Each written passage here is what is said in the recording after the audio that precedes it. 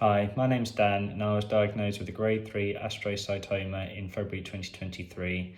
I had surgery for this in March, and then I had a course of radiotherapy, and then this was followed by 12 months worth of chemotherapy.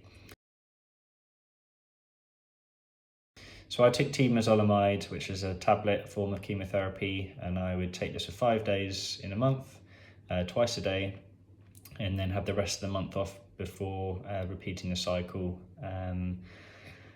I initially found it a bit difficult to get used to. It used to make me feel quite nauseous and quite tired.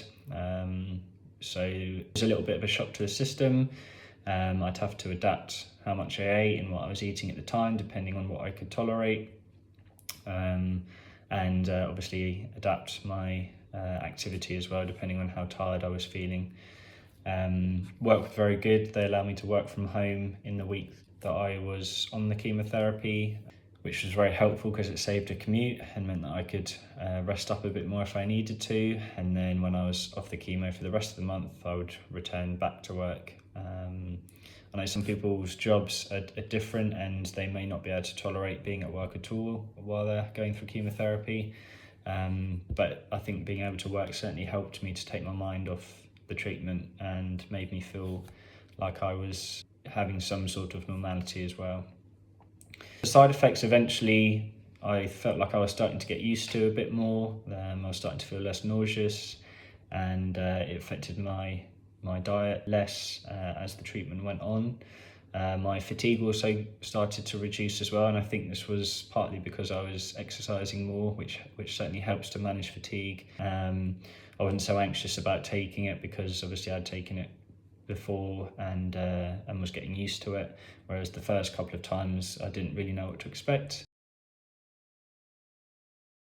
In terms of helping me get through it, I had a treatment timetable from the hospital about when I'd receive the temozolomide and when I'd take it, so I just used to tick that off as I went, which helped me to see a light at the end of the tunnel.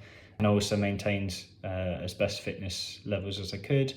I was still at work, which was taking my mind off things, and I was in regular contact with family and friends, and I think having that social support around you while going through the treatment is so important as well.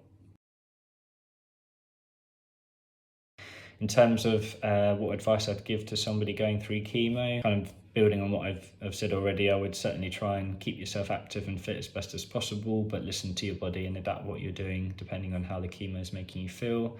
Obviously, it's very important to have a balanced diet and make sure that you're eating well as best as possible.